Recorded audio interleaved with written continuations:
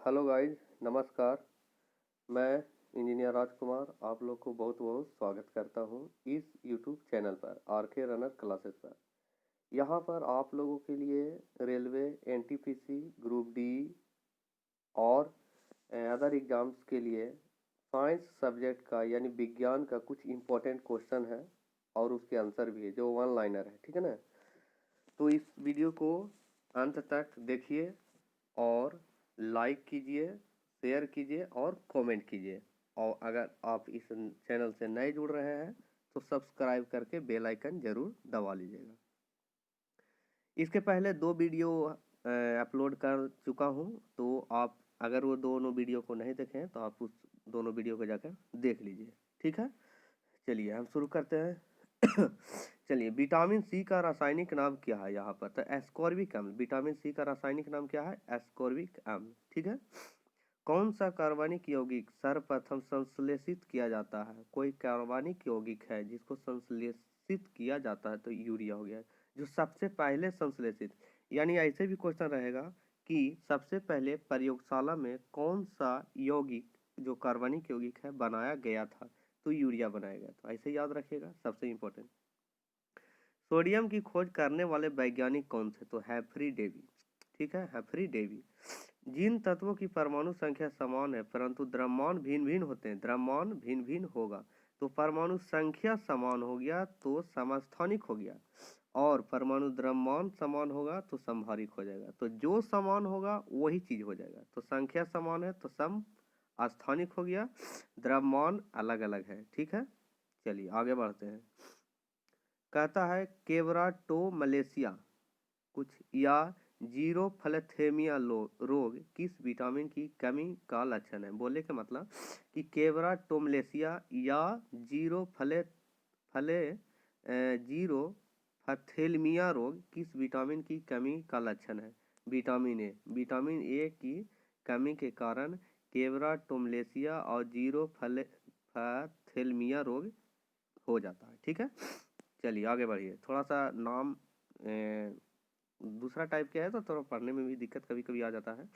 चलिए, टमाटर के फलों का रंग किसके कारण होता है? तो लाइकोपीन। जो टमाटर का रंग कभी होता है पीला, ठीक है, तो लाल रंग कहता है, तो लाल रंग के लिए हो गया लाइकोपीन हो गया। याद रखिएगा, पीला रंग के लिए नहीं, लाल रंग के लिए। चलिए, क्लोरीन, ब्रोमीन, आयोडीन किस परिवार के तत्व है? तो हाइलोजन परिवार। ये सब देखिए, ये Cl H हो गया, Cl हो गया, Br हो गया, I हो गया, ये सब हाइलोजन ग्रुप है, ठीक है ना।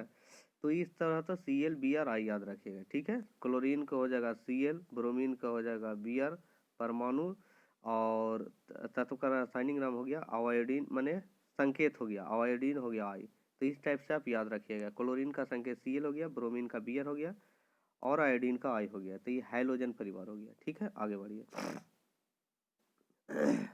बिजली चमकने के कारण हवा में मौजूद ऑक्सीजन और नाइट्रोजन कुछ भाग किस में परिवर्तित हो जाता है? ठीक है, तो नाइट्रोजन ऑक्साइड में परिवर्तित हो जाता है, नाइट्रोजन ऑक्साइड में। अब देखिए यहाँ पर नाइट्रोजन ऑक्सीजन से जब रिएक्शन करेगा, नाइट्रोजन ऑक्सीजन से सब रिएक्शन करेगा तो N2O बनेगा, जैसे N प्लस O2। तो N2 भी लिखेगा, भी गैसे है तो बनेगा नाइट्रोजन ऑक्साइड, तो NO2NO बन जाएगा तो नाइट्रोजन ऑक्साइड बन जाएगा। अब डाई अगर रहता तो N2O हो जाता, लेकिन N2O कैसे बनेगा? सिर्फ ऑक्साइड बनेगा। तो कोई भी तत्व ऑक्सीजन से रिएक्शन करेगा तो ऑक्साइड ही बनावेगा, ठीक है ना। चलिए, अगर धातु रहता तो धातु ऑक्सीजन से रिएक्शन करेगा तो धातु के ऑक्साइड बना देता है, ठीक है। कभी कभी पूछता है कोई धातु रहेगा, मैंने सोडियम है, अगर सोडियम मान लिया जाए सोडियम है, Na हो गया, ऑक्सीजन से रिलेट करेगा, मैंने रिएक्शन करेगा तो N2O बनावेगा, Na2O बनावेगा तो सोडियम के ऑक्साइड बना देगा।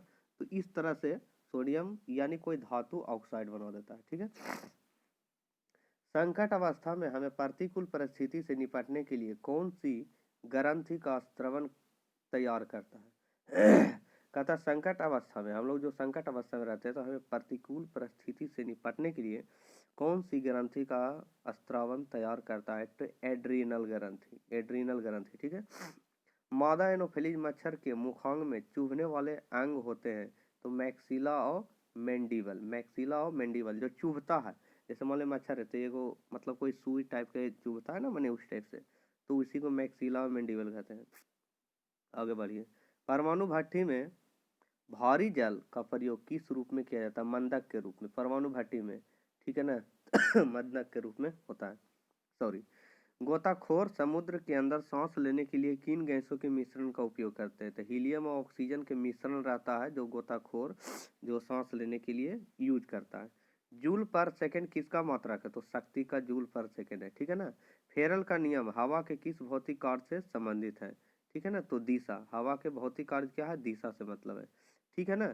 तो इस तरह से आपका ये क्वेश्चन चल रहा है, तो आशा करता हूँ कि अच्छा लग रहा होगा। देखिए अगर किसी तरह की दिक्कत है तो आप थोड़ा सा मैनेज कर लीजिएगा, ठीक है। तो आओ प्लीज़ देखिए, ठीक है, आगे बढ़ते हैं। चलिए आगे बढ़ते हैं। फोबोस और ऐसे डिमोस लिखा जाता है लेकिन डोयोस लिख दिया है, ठीक है ना, तो डिमोस होता है। किस ग्रह के उपग्रह है? ठीक है ना, किस ग्रह के उपग्रह है? तो मंगल के। देखिए सच्चाई है कि मंगल का 2 उपग्रह होता है, ठीक है ना। सबसे ज्यादा उपग्रह होता है बृहस्पति का, सबसे बड़ा ग्रह है बृहस्पति, ठीक है ना। तो बड़ा होने का मतलब कि जिसका ज्यादा उपग्रह है तो बड़ा ही होगा, ऑब्वियसली होगा, ठीक है ना। तो ऑब्वियसली होगा, तो इस तरीका से बृहस्पति बड़ा ग्रह हो जाता है। और मंगल का फोबोस और डिमोस होता है, ठीक है ना। लेकिन कहेगा कि पृथ्वी का उपग्रह कौन है वह? तो चंद्रमा हो जाएगा, याद रखिएगा, ठीक है, एक ही है। चलिए, इंजेक्शन देते समय प्रयुक्त जल किस विधि द्वारा तैयार किया जाता है? जो इंजेक्शन देते समय जो जल देते हैं, ठीक है ना, तो आसवन विधि से। अब देखिए वो फिल्टर वाटर होता है, जो पानी किसी को चढ़ाया जाता है तो फिल्टर वाटर होता है, यानी सबसे शुद्ध वाटर होता है जिसे हम लोग पी भी सकते हैं, ठीक है ना। ठीक है, तो इस तरीका से। अब वर्षा का वाटर हुआ जो शुद्ध वाटर होता है, उसमें करंट प्रभाव नहीं करता है, ठीक है, याद रखिएगा। चलिए, गंधक के साथ रबड़ को गर्म करने की प्रक्रिया को क्या कहते हैं? गंधक के साथ रबड़, तब बल्कनीकरण, ठीक है ना। गंधक एस हो गया, सल्फर माने गंधक होता है, उसको एस से सूचित करते हैं, ठीक है, आगे बढ़िए। कहता है बैक्टीरियोफेज क्या है? बैक्टीरियोफेज क्या है? जिसमें बैक्टीरिया का परजीवी वायरस से मतलब है, बैक्टीरिया का परजीवी वायरस।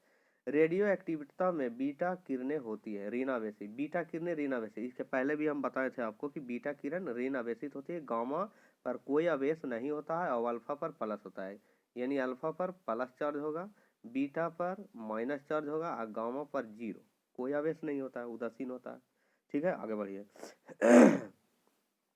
कांच पर लिखने के लिए किस अम्ल का प्रयोग किया जाता है? जो कांच पर हम लोग लिखते हैं तो हाइड्रोजन फ्लोराइड अम्ल, हाइड्रोजन फ्लोराइड होता है, ठीक है ना।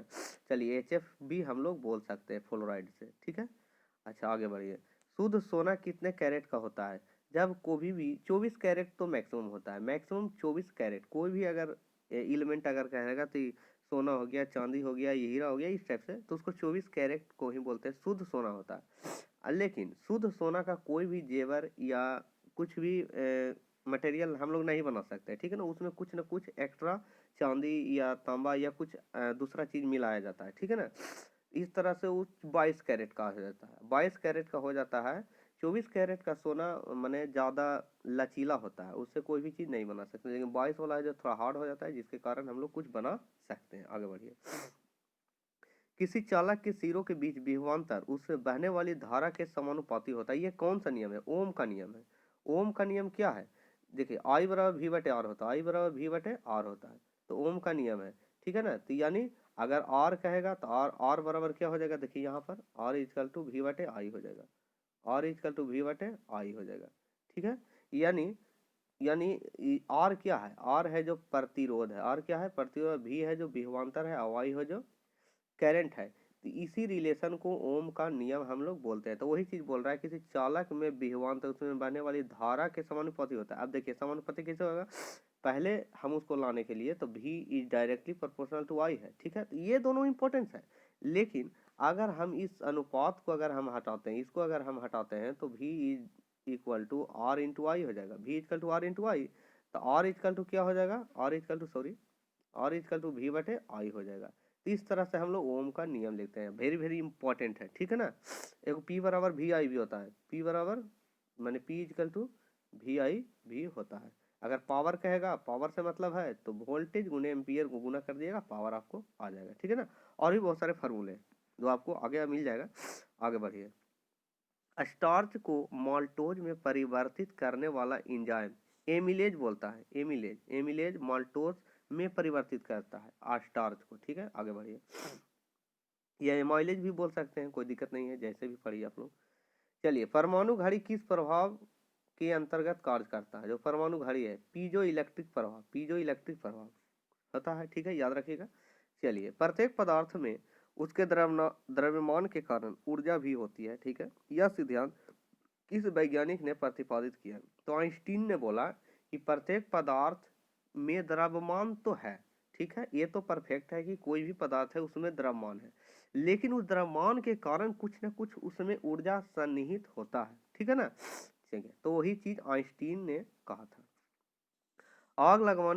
आग लगाने वाला नापाम बम में आग उत्पन्न करने वाला मुख्य पदार्थ कौन है? नेफ्थेनेट पामीटेट है जो आग को उत्पन्न करता है, माने आग लगा सकता है, ये उत्पन्न कर सकता है। ठीक है, चलिए आगे बढ़िए। हवाई जहाज को बनाने में कौन से फाइबर का प्रयोग किया जाता है? ठीक है ना?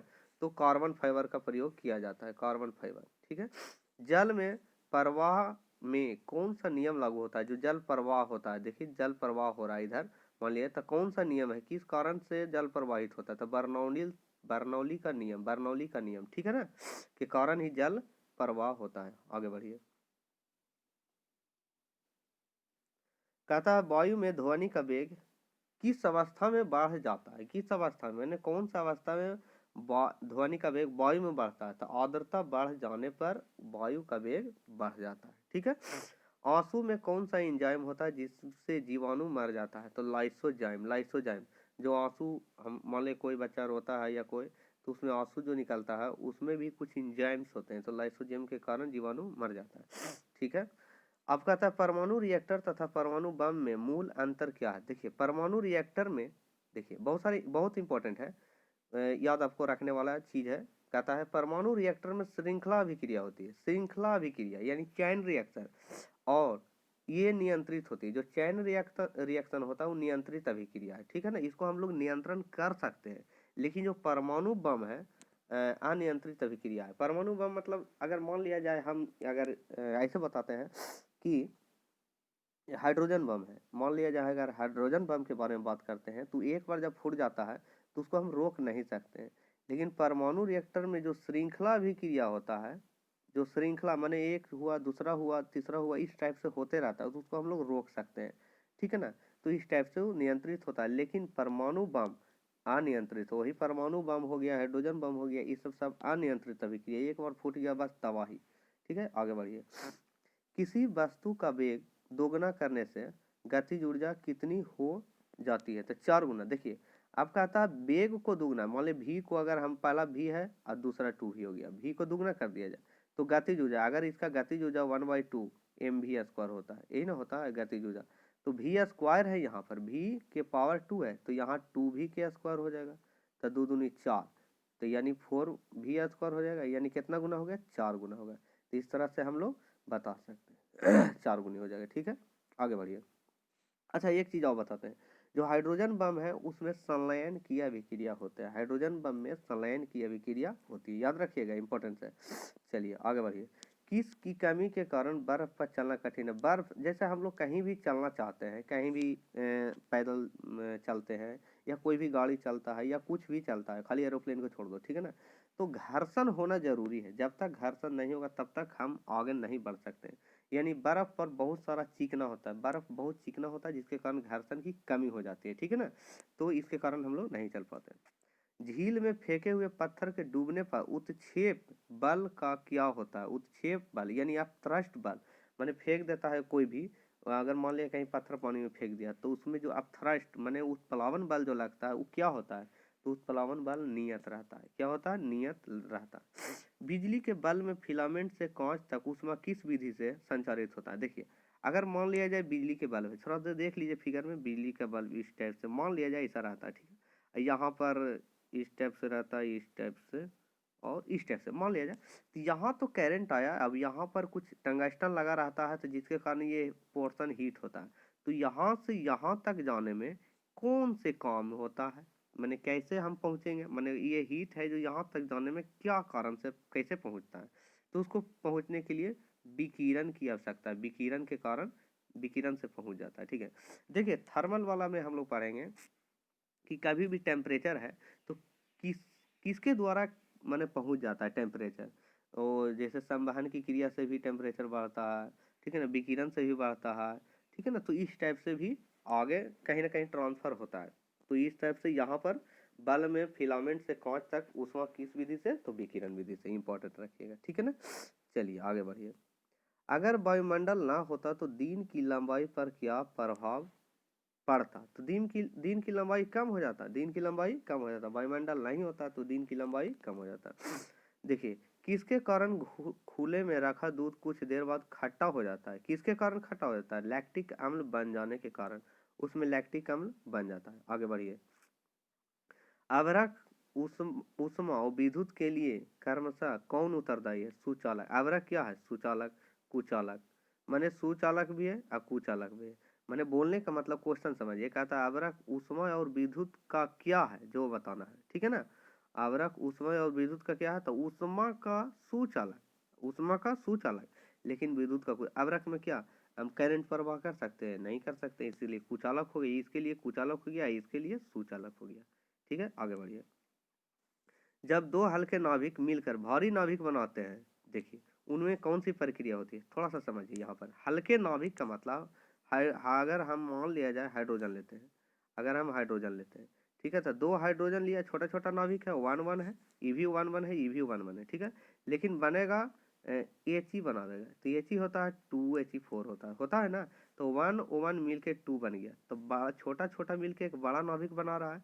तो जब छोटा छोटा मिलके एक बड़ा नाभिक का निर्माण करेगा तो संलयन अभिक्रिया होगा, इसमें ऊर्जा ऊर्जा बहुत ज्यादा मात्रा में निकलती है, जो सूर्य में जो ऊर्जा हम लोग मिलता है सूर्य से, उस नव के संलयन की अभिक्रिया के कारण मिलता है। ठीक है, चलिए। पृथ्वी से पलायन वेग, अब मान लीजिए पृथ्वी पर से कोई वस्तु को हमको फेंकना है, पलायन वेग से फेंकना है, तो 11.2 किलोमीटर पर सेकेंड के हिसाब से फेंकना पड़ेगा, तो कहाँ से फेंकेंगे, किसी मशीन, रॉकेट, यान, इसके द्वारा फेंका जाता है। ठीक है, आगे बढ़िए। कहता है अत्यंत निम्न ताप पर भौतिकी के अध्ययन को क्या कहते हैं, भौतिकी के अध्ययन को क्रायोजेनिक्स बोलते हैं। जो निम्न ताप पर हम लोग जो भौतिकी का अध्ययन करते हैं, क्रायोजेनिक। किसी तारे का रंग किससे निर्धारित होता है, तारे के ताप पर, कोई तारा है जो ज्यादा चमकता है, यानी टेम्परेचर उसका ज्यादा है, टेम्परेचर ज्यादा है, ऐसे भी तारा बहुत बड़ा ग्रह है, ठीक है ना, और बहुत दूरी पर है जिसके कारण टिमटिमाता है, तो याद रखिएगा, और इस टाइप से। ठीक है, आगे बढ़िए। रासायनिक दृष्टि से भारी जल क्या होता है, भारी जल को बोलते हैं DTO, deuterium oxide, D2O, deuterium oxide बोलते हैं। ठीक है, आगे बढ़िए। हीलियम को छोड़कर सभी अक्रिय गैसों की बाह्य कक्षा में कितने इलेक्ट्रॉन होते हैं। अब देखिए हीलियम, हीलियम क्या होता है, हीलियम की द्वितीय परमाणु संख्या, तो इसमें ज्यादा से ज्यादा कितना इलेक्ट्रॉन हो, द्वितीय इलेक्ट्रॉन है। ठीक है, अगर मान लिया जाए नियॉन, हीलियम नियॉन लेगा, मान लिया जाए, तो नियॉन के पास कितना है, 18 है, टोटल कितना है, 18।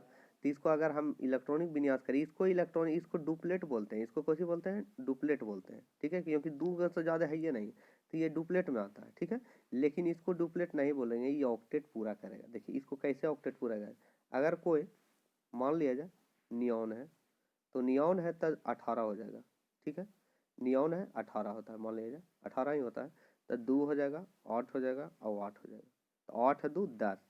ठीक है, तो बाह्यतम कक्षा में कितने इलेक्ट्रॉन है, 8। देखिए एक कक्षा, दो कक्षा, तीन कक्षा, लेकिन के एल और एम इस टाइप से, KLMNO ऐसे होता है। ठीक है ना, तो पहला में दो, कम से कम 2 गो होगा, दूसरा में 8 ही होना चाहिए, और तीसरा में 8 ही होना चाहिए, उससे ज़्यादा भी हो सकता है, लेकिन ऑक्टेट पूरा कर लेगा तीसरा 8। ठीक है, 2 8 8 8 18 इस तरह से।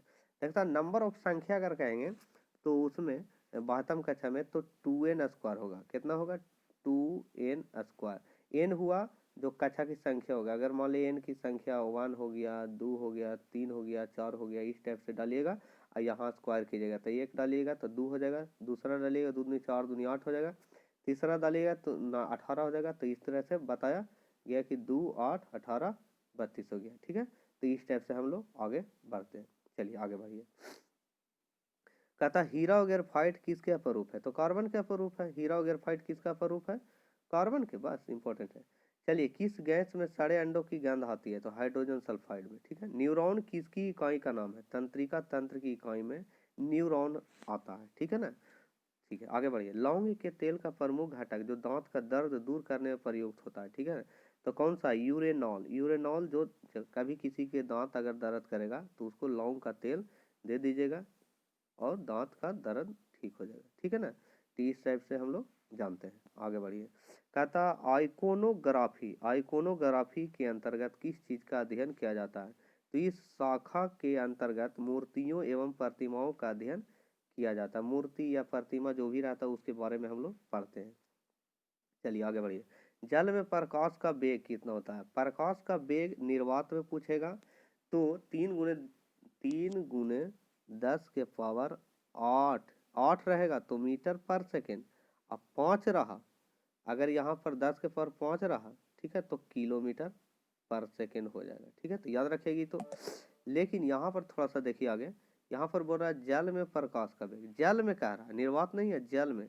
तो कितना हो जाएगा? इकाई दहाई सैकड़ा हजार 10,000 लाख, 2,25,000, 2,25,000 mm पर सेकेंड है या मिलीमीटर पर सेकेंड है, ठीक है। तो ऐसे याद रखिएगा। और आप इसको मीटर पर सेकेंड में बदल सकते हैं, किलोमीटर पर सेकेंड में बदल सकते हो। तो इस टाइप से आप अपने हिसाब से बदल लीजिएगा, ठीक है ना। तो कोई दिक्कत नहीं, आगे बढ़िए। कहता है एक पारसेक कितने मीटर के बराबर होता है? एक पारसेक 3.09 × 10⁻16 मीटर है। देखिए 10⁻16 मीटर है। पारसेक दूरी का मात्रक है जो पैरालैटिक सेकेंड का संक्षिप्त रूप है। देखिए पारसेक दूरी का मतलब जो सबसे लंबा दूरी अगर तय करना है, जैसे मान लिया जाए पृथ्वी से सूर्य की दूरी तय करना है, तो ऐसे तो प्रकाश वर्ष में नापते हैं। लेकिन जो खगोलीय दूरी अगर हम मान लिया जाए किसी खगोल पिंड की दूरी नापते हैं तो उसके पारसेक हम लोग यूज करते हैं। पारसेक का लंबाई माने पारसेक का भी हम लोग यूज करते हैं। इसी पारसेक का यूज हम लोग वहां पर कर लेते हैं, ठीक है। आगे बढ़िए। कोशिका का ऊर्जा गृह कहे जाने वाले माइटोकॉन्ड्रिया का नाम सर्वप्रथम किसने दिया सबसे पहले? तो सी बेंडा। बेंडा याद रखिएगा एकदम डायरेक्ट, ठीक है। आगे बढ़िए। कहता है बेसेक्टोमीटर तथा ट्यूबेक्टोमीटर क्या है? तो संतानोत्पत्ति की क्षमता को रोकने के लिए पुरुषों की नसबंदी को बेसेक्टोमीटर, यानी जो पुरुष की जो नसबंदी होता है बेसेक्टोमीटर, और महिला नसबंदी को ट्यूबेक्टोमीटर कहते हैं। महिला नसबंदी को ट्यूबेक्टोमीटर बोलते हैं, ठीक है। तो याद रखिएगा ट्यूबेक्टो महिला हो गया, अब बेसेक्टोमीटर तो पुरुष हो गया। याद थोड़ा सा रखिएगा अपना स्टाइल से। कहता है साबुनी घोल के बुलबुले रंगीन प्रतीत होते हैं प्रकाश के व्यतिकरण के कारण। प्रकाश के व्यतिकरण के कारण, ठीक है। विटामिन ए का संग्रह किस अंग में होता है? यकृत में होता है। विटामिन ए जो हम लोग खाते हैं उसका संग्रह यकृत में होता है। यदि हवा में O2 की समान मात्रा के साथ CO भी हो तो मनुष्य का दम घुटने लगता है, क्योंकि हीमोग्लोबिन में O2 के बजाय CO से अधिक तत्परता से संयोग करता है। थोड़ा सा देखिए यहाँ पर समझिए कि अगर मान लिया जाए आप किसी रूम में है, ठीक है, या कहीं भी है, तो वहां पर अगर धुआं रहता है, धुआं को बोलते हैं कार्बन मोनोऑक्साइड। CO हो गया जो धुआं हो गया, ठीक है ना। तो अगर धुआं है जो ऑक्सीजन, ऑक्सीजन देखिए शरीर में हम लोग के खून में क्या है? हीमोग्लोबिन है जो ऑक्सीजन से रिएक्शन करता है, ठीक है ना। लेकिन अगर कार्बन मोनोऑक्साइड अगर शरीर में जाता है सांस के द्वारा तो हीमोग्लोबिन कार्बन मोनोऑक्साइड से ज्यादा रिएक्शन करता है, जिसके कारण दम घुटने लगता है और आदमी की मृत्यु हो जाती है। तो यही इंपॉर्टेंट चीज है। चलिए आगे बढ़िए। जीवाणु को किन कारणों से एक पादप माना गया है? पादप माना गया है। तो कोशिका भित्ति के कारण। कोशिका भित्ति जीवाणु में पाया जाता है, जिसके कारण से उसको हम लोग पादप मानते हैं। यानी पेड़ पौधों में भी कोशिका भित्ति पाया जाता है। एक क्वेश्चन और हो गया, हाँ, तो याद रखिएगा। चलिए, मधुमक्खी की भाषा का अनुवाद करने वाला वह कौन सा वैज्ञानिक था जिसे नोबेल पुरस्कार से सम्मानित किया गया? Karl von Frisch. Karl von Frisch, ठीक है। थोड़ा वैज्ञानिक का नाम तो टेढ़ ही रहेगा यार, क्योंकि तो इंडियन होता नहीं है, तो ये सब दूसरे दूसरे देश के हैं, इसलिए थोड़ा सा न्यू न्यू टर्म रहेगा। तो कोई बात नहीं है, थोड़ा सा याद रखिएगा कार्ल वॉन फ्रिच, ठीक है, याद रखिए। किस विटामिन की कमी से सूखा रोग होता है? तो विटामिन डी की कमी से सूखा रोग। सूखा रोग मतलब जो पतला दुबला हो जाता है, ठीक है ना। तो सुखड़ा बोलते हैं उसको, तो विटामिन डी। विटामिन डी कहाँ से प्राप्त होता है? सूर्य के प्रकाश से ही मिलता है, बस इंपॉर्टेंस है, ठीक है ना। कोई खाने पीने में विटामिन डी नहीं मिलता है, सिर्फ सूर्य के प्रकाश से ही मिलता है। खसरा रोग किससे फैलता है? खसरा वायरस, जैसे कभी खांसी हो गया, जुकाम हो गया, तो वायरस से ही होता है, ठीक है ना। चलिए, इंसुलिन की खोज बैटिंग और बेस्ट, बैटिंग बेस्ट दो गो थे, तो दोनों मिलकर इंसुलिन की खोज किया था, ठीक है। कहता हाइड्रोपोनिक्स, हाइड्रोपोनिक्स किससे संबंधित है? तो बिना मिट्टी पानी की खेत से, बिना मिट्टी पानी की खेत से, ठीक है, याद रखें हाइड्रोपोनिक। कहता है कॉड लिवर ऑयल किस विटामिन का प्रचुर स्रोत होता है? विटामिन ए और D. Cod liver, cod liver oil होता है जिसमें ए और डी, विटामिन ए और डी प्रचुर मात्रा में होता है, ठीक है। आगे बढ़िए।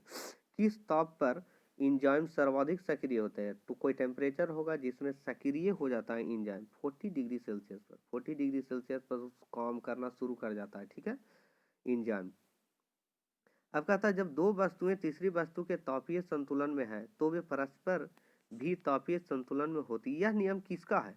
कहता है जब दो वस्तु किसी तीसरे वस्तु के तापीय संतुलन में है, ठीक है ना, तो ऊष्मागतिकी का शून्याङ्क नियम, ऊष्मागतिकी का शून्याङ्क यानी जीरोथ लॉ ऑफ थर्मोडायनेमिक्स। चलिए, रमन प्रभाव जिसके लिए सीवी रमन को नोबेल पुरस्कार प्रदान हुआ का संबंध भौतिक विज्ञान के किस विषय से? अल्फा किरणों के, ठीक है ना।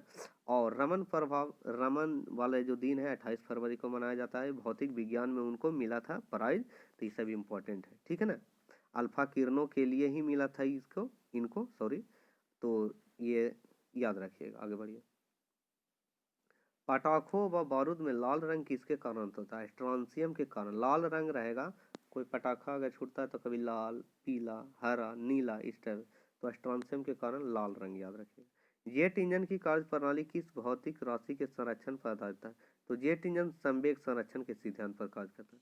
जीन शब्द का प्रतिपादन किसने किया? W Johansson, W Johansson. Gene, gene शब्द देखिए, जीन से याद रखिएगा जो, जीन से याद रखिएगा जो, जीन जोहान, जीन जोहान याद रखिएगा, थोड़ा सा ऐसे याद रखिएगा। कंप्यूटर में प्रयुक्त होने वाला IC chip, IC chip silicon का होता है, ठीक है, याद रखिएगा। भारत की सिलिकॉन वैली कहाँ है? तो बेंगलोर में, सिलिकॉन की वैली बोलते हैं, सिलिकॉन वैली बेंगलोर, याद रखिएगा, ये तो सबको याद होगा, कोई बात नहीं है। भोपाल दुर्घटना में किस गैस का रिसाव हुआ था? तो मिथाइल आइसोसाइनाइड, मिथाइल आइसोसाइनाइड, ठीक है ना। चलिए, कांच की समतल प्लेट की फोकस दूरी कितनी होती है? फोकस दूरी, कांच की जो समतल प्लेट होती है फोकस दूरी अनंत होती है, फोकस दूरी अनंत होगी। चलिए, ठीक है, आगे बढ़िए। यदि कोई व्यक्ति दूर की वस्तु को स्पष्ट नहीं देख पाता है, दूर की वस्तु को स्पष्ट नहीं देख पाता और उसकी दृष्टि कौन सा दोष होगा? मान लिया जाए, थोड़ा सा देखिए, समझने की बात है, जो चीज हम लोग देख रहे हैं वही उसका दृष्टि दोष होता है। जैसे मान लिया जाए, यहाँ पर क्वेश्चन है कि दूर की वस्तु नहीं देखता तो नजदीक की तो वस्तु देखता होगा, तो निकट दृष्टि दोष। अगर दूर की वस्तु देखता तो दूर दृष्टि दोष हो जाता। तो इस टाइप से याद रखिएगा, ठीक है। मानव शरीर की सबसे छोटी मांसपेशी क्या है? मांसपेशी होना चाहिए, ठीक है ना, तो स्टेपीडियस होगा, स्टेपीडियस, ठीक है। पौधे के किस भाग में परागकणों का निर्माण होता है? तो फूल, फूल में परागकण, परागकण, परागकोश, ये सब कहाँ रहता है? तो फूल में ही होगा, ठीक है, इस टाइप से याद रखिएगा। 1 इंच में कितने मिलीमीटर होते हैं? तो 25.4 मिलीमीटर बोल रहा है, ठीक है ना। ओ, तो यहाँ पर ऐसे 2.5 mm होना चाहिए, सॉरी 2.5 होना चाहिए, 2.54 होना चाहिए, 2.54 mm होना चाहिए, ये गलत है, ये गलत है, ठीक है ना। 2.5 होना चाहिए, ठीक है, सॉरी 2.5 होना चाहिए, 2.54 mm होना चाहिए, याद रखिएगा, ठीक है ना, ये सही है। 25.4 mm समझ रहे हैं, बहुत दूर चल जाएगा। चलिए, कोई बात ना, आगे बढ़िए। एलपीजी का पूरा नाम हो गया liquefied petroleum gas, liquefied petroleum gas. लाल, नारंगी, पीले, हरे रंग के प्रकाश के फोटोन में सबसे अधिक ऊर्जा किस में होती है? हरा रंग में सबसे ज्यादा ऊर्जा होती है, हरा रंग में सबसे ज्यादा ऊर्जा होती है। चिकित्सा विज्ञान का जनक किस जंतु विज्ञान वैज्ञानिक को कहा जाता है? ठीक है, हिपोक्रेटस। चिकित्सा विज्ञान रखिएगा तो हिपोक्रेटस याद रखिएगा, चिकित्सा विज्ञान में हिपोक्रेटस याद रखिएगा, ठीक है।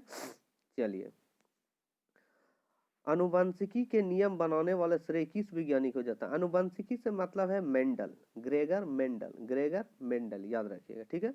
मैगोलॉजी में किसका अध्ययन किया जाता है? स्तनधारी जंतु का मैगोलॉजी, ठीक है। आगे बढ़िए। कहता है ओजोन गैस में किस तरह की गंध आती है? माने ओजोन गैस है, उसमें किस तरह की गैस होती है? सड़ी मछली, अब देखिए मछली है अब वो सड़ जाता है तो उस टाइप से गंध होगा, तो ओजोन गैस की तरह ही गैस आता है। बोरेक्स, इसको बोलते हैं सुहागा, तो रासायनिक दृष्टि से सोडियम टेट्रा बोरेट होता है, ठीक है। चलिए, मक्खी का लार्वा क्या कहलाता है? मैगेट कहलाता है, जो मक्खी का लार्वा होता है। आगे बढ़िए। बरगद के पेड़ के नीचे लटकने वाली मोटी जड़ें क्या कहलाती है? प्रोप जड़ें, जो लटकता है ना, बरगद है इस टाइप से, उसमें लटकता है इस टाइप से, जड़ें लटके रहता है ना, ठीक है ना, तो इसको बोलते हैं प्रोप जड़ें बोलते हैं। चलिए, फार्माकोग्नोसी में अध्ययन किया जाता है औषधि पौधों का, फार्माकोग्नोसी में। चलिए, कैलोमल का रासायनिक नाम है मर्क्यूरस क्लोराइड, ठीक है, कैलोमल का रासायनिक नाम। गैलीनियम दूरदर्शी के अभिदृश्य की फोकस दूरी अगर 100 सेंटीमीटर है तथा नेत्रिका की 2 सेंटीमीटर है, तो समान दृष्टि के लिए दूरदर्शी की लंबाई होगी, तो यहाँ पर 98 सेंटीमीटर होगी। देखिए, समान अभिदृश्य, अब देखिए एक दूरदर्शी होता है जिसमें नेत्रिका लेंस भी लगा रहता है, माने उत्तल लेंस रहता है, और अभिदृश्यक लेंस रहता है। तो इस टाइप से थोड़ा सा देखिए, मान लिया जाए, सॉरी, इस टाइप से अगर रहता है, मान लिया जाए देखना है तो इस टाइप से, मान लिया दूरदर्शी, तो इसमें एक यहाँ लेंस रहेगा और एक या तो बीच में रहेगा या तो यहाँ रहेगा, ठीक है, कहीं भी रहेगा, मान लिया जाए बीच में। तो कुछ देखने के लिए यहाँ का डिस्टेंस, मान लिया जा रहा है अभिदृश्यक लेंस की दूरी 100 है, कितना है? 100 है, ठीक है। और नेत्रिका लेंस की दूरी यहाँ से, आँख से, जहाँ से हम लोग देख रहे हैं, यहाँ नेत्र है, ठीक है ना, यहाँ से कौची है? नेत्र है, नेत्र से हम लोग देखेंगे यहाँ पर, नेत्र है, यहाँ से दूरी क्या है? 2 सेंटीमीटर, तो ये कितना हो जाएगा? तो 100 - 2 98 हो गया, याद रखिएगा, वेरी वेरी इंपॉर्टेंट है। चलिए, कहता है सॉरी, हाँ, तारा, सूर्य तारे की ऊर्जा का स्रोत, अभी हम बताए थे नाभिकीय संलयन अभिक्रिया, ठीक है। मैडम क्यूरी ने किस अयस्क से रेडियम प्राप्त किया था?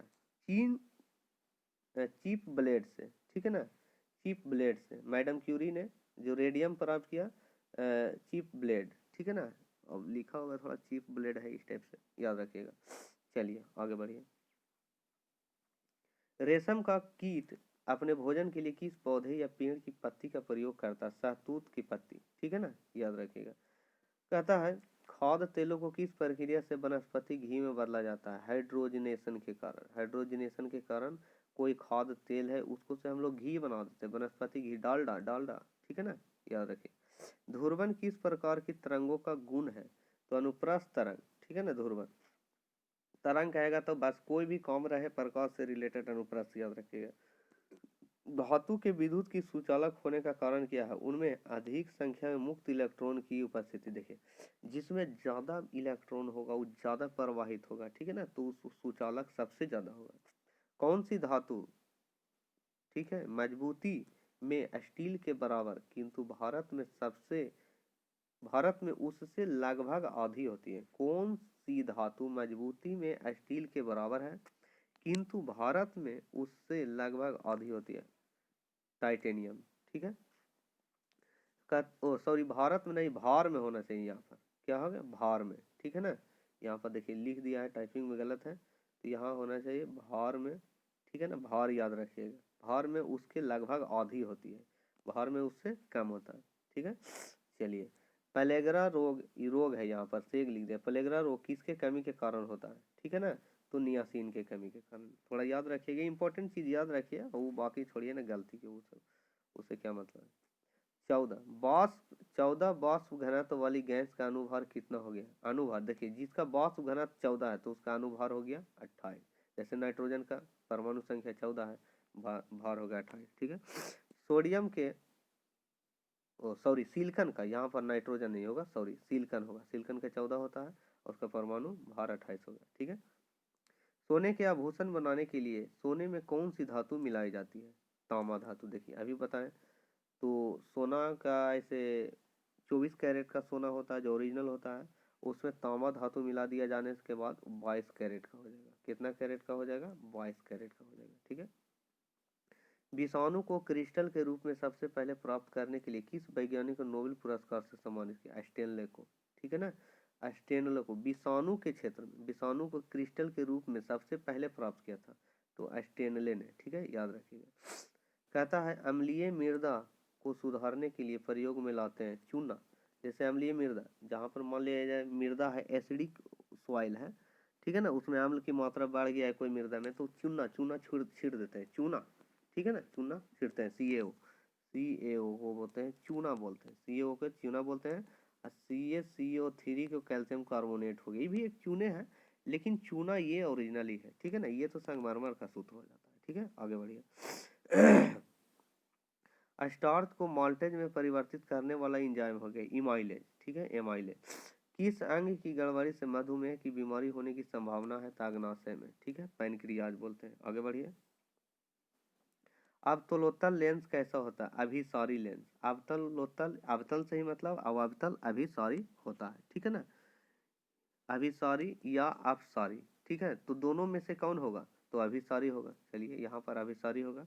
और अपसारी हो गया, जो उत्तल लेंस होता है वो अपसारी होता है, याद रखिएगा। ठीक है, चलिए। प्रेरित विद्युत वाहक बल फ्लक्स परिवर्तन की ऋणात्मक दर के बराबर होता है, यह किसका नियम कहलाता है? फैराडे का विद्युत चुंबकीय प्रेरण नियम। ठीक है।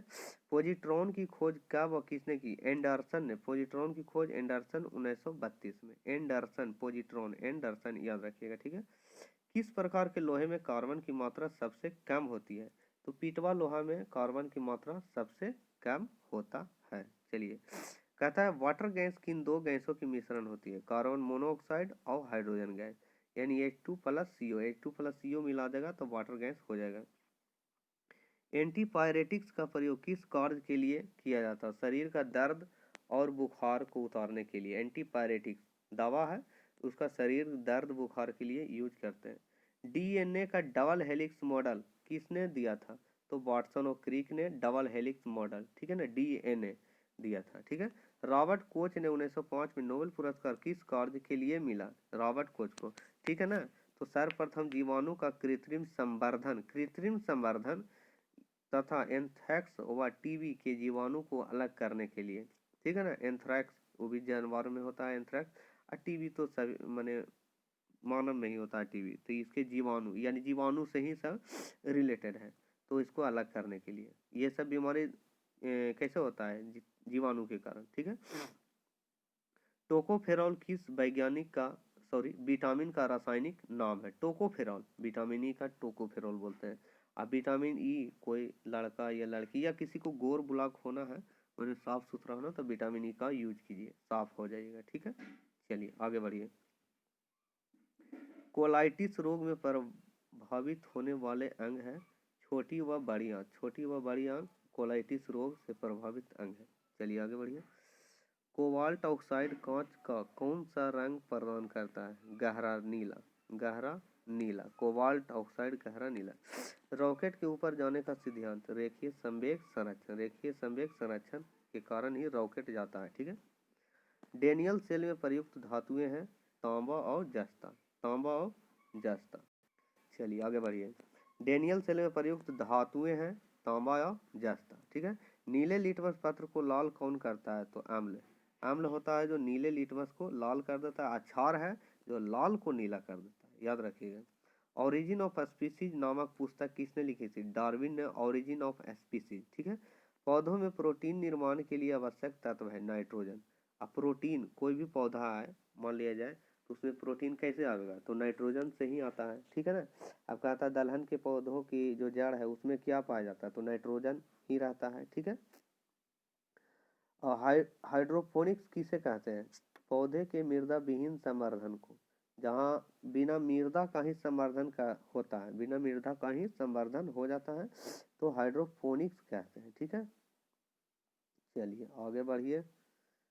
जंपिंग जीन का सिद्धांत किस वैज्ञानिक ने प्रतिपादित किया था? बारबरा मैकलिंटॉक। बारबरा मैकलिंटॉक ने। ठीक है। मानव रक्त में प्राकृतिक रूप से पाए जाने वाला स्कंदन रोधी क्या है? हेपरिन। जो मानव रक्त में जो स्कंदन रोधी है हेपरिन होता है। ठीक है, आगे बढ़िए। मोतियाबिंद से शरीर का कौन सा अंग प्रभावित होता है? आंख। मोतियाबिंद कहाँ होता है? आंख में ही होता है। पलवन करती हुई वस्तु का भार होता है शून्य। जब कोई मान लिया जल में या वाटर पर कोई चीज तैर रहा है तो पलवन कर रहा है, उसी को बोल रहे हैं तैरना, तो उसका भार क्या हो जाता है? वहां पर जीरो हो जाता है भार। दो आवेशित चालकों को जोड़ने पर शून्य आवेश प्रवाह की शर्त है दोनों समान विभव पर। दोनों का अगर विभव समान है तो उसका आवेश जीरो हो जाएगा। ठीक है। जीव और निर्जीव के बीच की कड़ी कौन है? वायरस।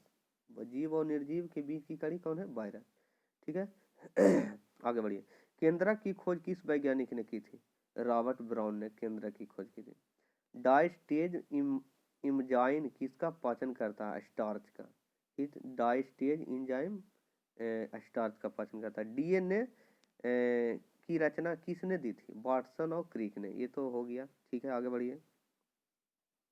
रासायनिक दृष्टि से चीनी क्या है? सैक्रोज, यानी सुक्रोज बोलते हैं ना, तो चीनी में ज्यादा मात्रा चीनी नहीं यूज करना चाहिए ज्यादा से ज्यादा। ठीक है ना।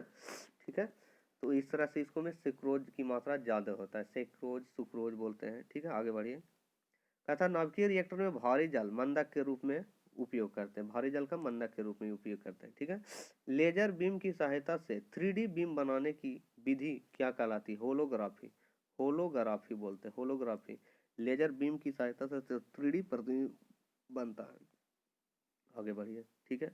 कहता है गन मेटल में तांबा टीन और जस्ता होता है गन मेटल में। ठीक है, चलिए आगे बढ़िए। सबसे बड़ा फूल रेफ्लेशिया का है। एक्सोबायोलॉजी किसका अध्ययन करता है? अन्य ग्रहों के जीवों का। अन्य ग्रहों के जीवों का, सभी ग्रह पर जो भी जीव है उनके एक्सोबायोलॉजी से मतलब है। ठीक है, आगे बढ़िए। कहता है पेशियों में लैक्टिक एसिड के जमा हो जाने से क्या होता है? थकान महसूस होता है। जब कोई लड़का दौड़ता है या लड़की कोई भी दौड़ती है, ठीक है ना, तो उसमें थकान होता है और पैर उर कहीं दर्द करने लगता है, तो थकान कब होता है? लैक्टिक एसिड उसमें हो जाता है। ठीक है ना, जिसके कारण थकान महसूस होने लगता है, इसलिए उसको विटामिन सी यूज करना चाहिए। ठीक है, चलिए। कालाजार नामक बीमारी का संक्रमण किसके द्वारा होता है?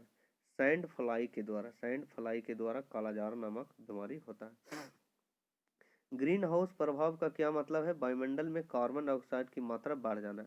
अब देखिए, कार्बन डाइऑक्साइड की मात्रा बढ़ जाता है तो कार्बन डाइऑक्साइड है जो गर्म गैस है, इसकी मात्रा बढ़ जाने से वायुमंडल गर्म हो जाता है और ग्रीन हाउस प्रभाव इसी का मतलब है। ठीक है, चलिए आगे बढ़िए। कहता है इलेक्ट्रॉन वोल्ट किस भौतिक राशि का मात्रक है? तो ऊर्जा का इलेक्ट्रॉन वोल्ट हो गया। फास्ट ब्रीडर टेस्ट रिएक्टर में कौन सा ईंधन प्रयुक्त किया जाता है? Uranium plutonium carbide. Uranium plutonium carbide fast breeder test reactor में यूरेनियम प्लूटोनियम कार्बाइड यूज करते हैं। किस दृष्टि दोष को दूर करने के लिए बेलनाकार लेंस दृष्टि वैमनस, ठीक है ना, दृष्टि वैमनस एस्टिग्मेटिज्म बोलते हैं। ठीक है ना, आगे बढ़िए आगे बढ़िए। चलिए कुंदन कुलन न्यूक्लियर पावर प्रोजेक्ट किस राज्य में स्थापित है? ठीक है, तो तमिलनाडु में। ये तो याद कीजिएगा। लेजर का संक्षिप्त रूप क्या है? Light amplification by stimulated emission of radiation. फिर से बोलिए, light amplification by stimulated emission of radiation. ठीक है, इसका संक्षिप्त रूप है। अधिकांश ओजोन किस मंडल में संकेंद्रित रहता है? तो स्ट्रेटोस्फियर। ओजोन परत को बोलते हैं डायरेक्ट स्ट्रेटोस्फियर। ठीक है ना। ठीक है, कहता है टेस्ला किसका मात्रक है? टेस्ला किसका मात्रक है भाई? पास्कल। फ्लक्स घनत्व का यानी फ्लक्स डेंसिटी बोलते हैं। ठीक है ना, फ्लक्स डेंसिटी टेस्ला। कहता है ओस्टियोपोरोसिस की बीमारी किसे प्रभावित करती है? हड्डी से। ओस्टियोपोरोसिस होगा तो हड्डी में ही होता है। ठीक है ना, कहाँ होता है? हड्डी में। कच्चे फलों को कृत्रिम रूप से पकाने में कौन सी गैस प्रयुक्त किया था? एसिटिलीन और एथिलीन दोनों होता है। ठीक है ना, आपको जैसा ऑप्शन होगा उसके अनुसार आप मारिएगा। ठीक है, दोनों रहेगा, दोनों मार दीजिएगा। पौधे में शर्करा व पोषक तत्वों के स्थानांतरण के लिए किस पोषक तत्व की उपस्थिति अनिवार्य है? पोटास की उपस्थिति अनिवार्य है। लोहा पौधे में क्या भूमिका निभाती है? लोहा का क्या काम है पौधा में? तो लोहा Fe होता है, FeO, इस टाइप से होता है ना, ऐसे Fe होता है लेकिन ऑक्सीजन से रिएक्शन करेगा, तो ऑक्सीजन स्थानांतरण में क्लोरोफिल तथा प्रोटीन के निर्माण में होता है। ऑक्सीजन का जो स्थानांतरण करता है क्लोरोफिल तथा प्रोटीन का निर्माण करता है। ठीक है, लोहा का यही काम है पौधे में। लार में कौन सा एंजाइम पाया जाता है? टाइलिन। लार में टाइलिन। ठीक है, जिस स्थिति में रक्त का थक्का नहीं जमता है उसे क्या कहते हैं? हीमोफीलिया। किसी को हीमोफीलिया हो जाता है तो रक्त का थक्का नहीं जमता, कहीं भी कट छट गया तो खून बहते रहता है। ठीक है ना, तो उसे हीमोफीलिया बीमारी होता है। शरीर के किस भाग को इसको में कौन विटामिन की जरूरत है? विटामिन के की जरूरत है। ठीक है, याद रखिएगा। शरीर के किस भाग को स्ट्रेटम कॉर्नियम कहते हैं? सबसे बाहरी वाला भाग को कहते हैं स्ट्रेटम कॉर्नियम।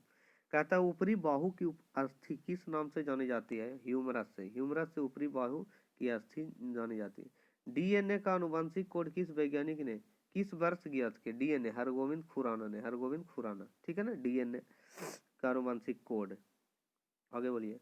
4 डिग्री सेल्सियस पर पानी के लिए कौन सी राशि अधिकतम है? घनत्व सबसे अधिक होता है। 4 डिग्री सेल्सियस पर पानी का घनत्व अधिक होता है। ठीक है, आगे बढ़िए।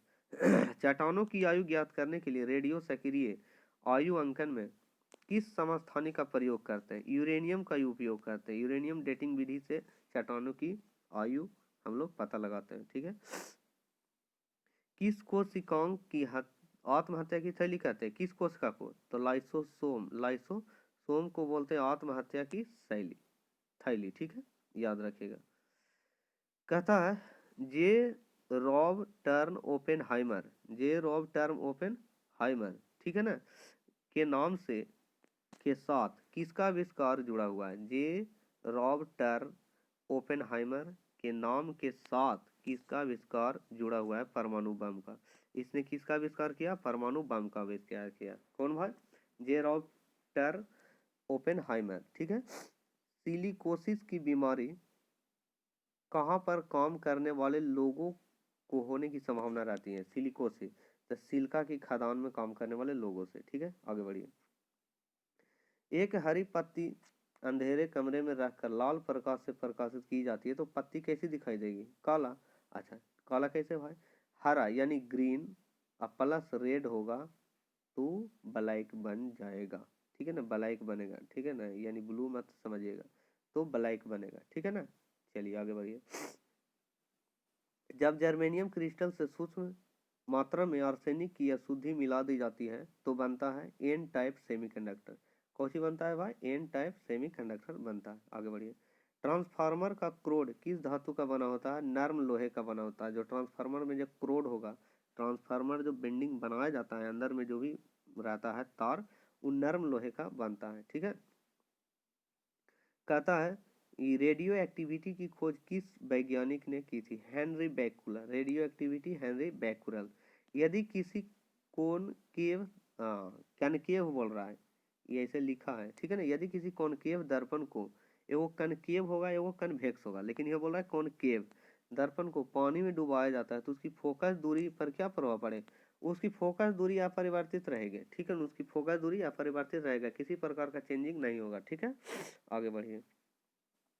पेस मेकर किसकी गति को समान बनाने के लिए लगाया जाता है? पेस मेकर हृदय की गति को। ठीक है, हृदय संबंधी असमानताओं को पता लगाते हैं किससे? इलेक्ट्रोकार्डियोग्राफ से। हृदय में जो भी प्रॉब्लम होता है इलेक्ट्रोकार्डियोग्राफ से हम लोग पता लगाते हैं, जिसको ईसीजी बोलते हैं। ईसी और जी बोलते हैं। ठीक है ना, किसी प्रकार का दिक्कत होगा तो ईसीजी जांच करना पड़ता है। ठीक है, मेंडल के द्वारा प्रतिपादित सिद्धांत को क्या कहा जाता है? तो आनुवंशिकता का सिद्धांत। ठीक है, रेबीज नामक रोग में मनुष्य का कौन सा तंत्र प्रभावित होता है? तंत्रिका तंत्र। ठीक है, याद रखिएगा। रेबीज नामक रोग में मनुष्य का कौन सा तंत्र? तंत्रिका तंत्र। अब कहता है पाचन की दृष्टि से आहार नाल का सबसे महत्वपूर्ण भाग कौन सा है? छोटी आंत। माने पाचन सबसे पहले कहाँ होता है? छोटी आंत में। ठीक है, शरीर के किस भाग का द्वारा ताप का नियंत्रण किया जाता है? ताप, जो शरीर का ताप है, तो त्वचा के द्वारा शरीर का, या हाइपोथैलेमस ग्रंथि भी इसको बोलते हैं, जिससे भी होता है ताप का नियंत्रण होता है। ठीक है, त्वचा के द्वारा। धनुष टंकार नामक बीमारी से बचाव के लिए कौन सा इंजेक्शन लगाया जाता है? एटीएस का इंजेक्शन। अब धनुष टंकार किसी प्रकार का बीमारी होगा। ठीक है ना, चलिए आगे बढ़िए। जीव विज्ञान की वह शाखा जिसके अंतर्गत जीवधारी और उनके वातावरण के पारस्परिक संबंधों का अध्ययन किया जाता है क्या कहलाता है? पारिस्थितिकी तंत्र में ही हम लोग जीवधारी और उनसे संबंधित पारस्परिक संबंधों के बारे में हम लोग जानते हैं। ओस्टियोमैलिशिया नामक रोग में शरीर का कौन सा तंत्र प्रभावित होता है? कंकाल तंत्र। ओस्टियोमैलिशिया रोग में यदि किसी वस्तु को पानी में डुबाया जाता है तो उसका वजन कम क्यों हो जाता है? उत्प्लावन बल लगता है, उस पर कार्य करता है तो उसका वजन कम हो जाता है। बिजली की घंटी के विद्युत धारा के किस प्रभाव का प्रयोग किया जाता है? तो चुंबकीय प्रभाव। बिजली की जो घंटी होता है उसमें विद्युत धारा के चुंबकीय प्रभाव काम करता है। ठीक है। अस्थियों एवं कंकाल तंत्र के अध्ययन से कौन सी शाखा संबंधित है? ओस्टियोलॉजी। ओस्टियोलॉजी। ठीक है। किस कोशिकाओं को आत्महत्या की थैली कहते हैं? इसके पहले हो गया था लाइसोसोम। ठीक है, तो याद रखिएगा, कोई बात नहीं है। देखिए, अगर कोई दो माने कोई डबल क्वेश्चन आ गया, 3 क्वेश्चन हो गया, तो उसे हड़बड़ाइएगा नहीं। अगर आपको रिवीजन उसी टाइप से होते रहेगा तो इम्पोर्टेंट क्वेश्चन है। तो इस वीडियो को जब तक अभी तक लाइक अगर नहीं किए हैं तो जल्दी से लाइक कर दीजिए, और सब्सक्राइब नहीं किया तो सब्सक्राइब करके बेल आइकन जरूर दबा लीजिएगा, जिससे नए वीडियो का नोटिफिकेशन मिलता रहेगा। और किसी प्रकार का दिक्कत हो तो कमेंट जरूर कीजिएगा। थोड़ा अभी सर्दी खांसी थोड़ा हो गया है, जिसके कारण थोड़ा सा प्रॉब्लम आ रहा होगा, लेकिन खैर आप उसको मैनेज कर लीजिएगा, इससे कोई दिक्कत नहीं है। ठीक है, सिर्फ पढ़िए, काम हो जाएगा। चलिए आगे बढ़िए। कवकों की कोशिका भित्ति किस पदार्थ की बनी होती है? तो काइटिन की बनी होता है। कौची का बनी होता है? काइटिन के। प्याज किस वनस्पति कुल से संबंधित है? तो लिलिएसी। लिलिएसी। ठीक है ना। तो इस तरह से यहाँ पर आपका कुछ इंपॉर्टेंट क्वेश्चन हो गए होंगे, बहुत सारे हो गए हैं। ठीक है ना। तो ये आपका 3rd वीडियो है, तो देख लीजिएगा। ठीक है, और लास्ट तक जरूर देखिए। ठीक है ना। तो आशा करता हूँ कि वीडियो अच्छी लगा होगा तो लाइक ज़रूर कीजिएगा। ठीक है ना, क्या कीजिए? लाइक ज़रूर कीजिए, लाइक कीजिए, सब्सक्राइब करके बेल आइकन ज़रूर दबा लीजिएगा। ठीक है ना। ठीक है, थैंक यू। जय हिंद, जय भारत।